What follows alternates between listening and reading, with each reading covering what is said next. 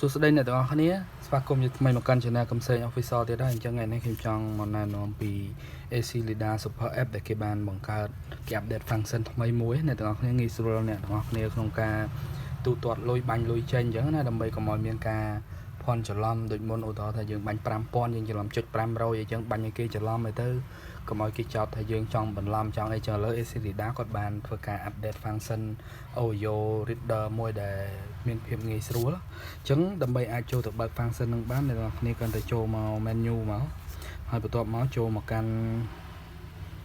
ឈប់រមើសិននេះចូលមកកាន់ setting អ្នកនរគ្នាលើកមើលចិត្ត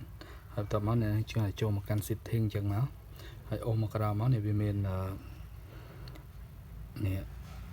amount sound alert អ្នកទាំងអស់គ្នាអញ្ចឹងបើសិនជាអ្នកទាំងអស់គ្នាអត់ទាន់បើកទេអ្នកចុចបើកមកហើយចាំខ្ញុំទៅបង្ហាញថាតើវាមានអត្ថប្រយោជន៍មិននៅពេលដែលយើងបើកវាអូខេឥឡូវនៅពេលដែលយើងបើកហើយយើងគាត់ទៅចូលមក scan អញ្ចឹងខ្ញុំសុំបិទកន្លែងដាក់លេខកូដនឹងសិនអញ្ចឹងយើងនឹងបើក scan បន្ទាប់មកយើងទៅរក QR មកដើម្បី scan អូខេខ្ញុំបើក scan អូខេនៅពេលដែលយើងបើក scan ហើយយើងអាចវាយចំនួនទឹកប្រាក់បញ្ចូលបានណាអញ្ចឹងឧទាហរណ៍ខ្ញុំ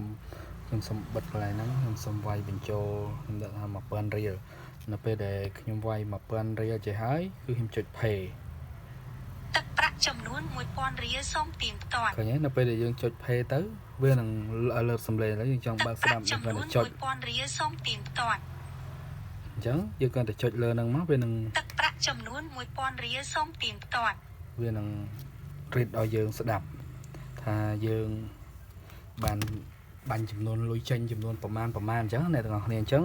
បើអ្នកទាំងអស់គ្នាប្រើ AC Lida Super App អាចធ្វើការបើកនៅចំណុចហ្នឹងទៅដើម្បីបង្កភាពងាយស្រួលដល់យើងក្នុងការបាញ់លុយចេញផងក្នុងការ scan បាញ់លុយចេញទៅកុំឲ្យយើងមានការភ័ន្តច្រឡំច្រើនតែបើយើងចុចខុសយើងចុចលើសឬក៏ចុចខ្វះឲ្យគេទៅវាទៅជាបញ្ហាអញ្ចឹងថ្ងៃនេះខ្ញុំសូមចែកម្លែកតាក់ទងនឹង AC Lida Super App ប៉ុណ្ណឹងជួបខ្ញុំនៅវីដេអូបន្តទៀតសូមអរគុណបាយ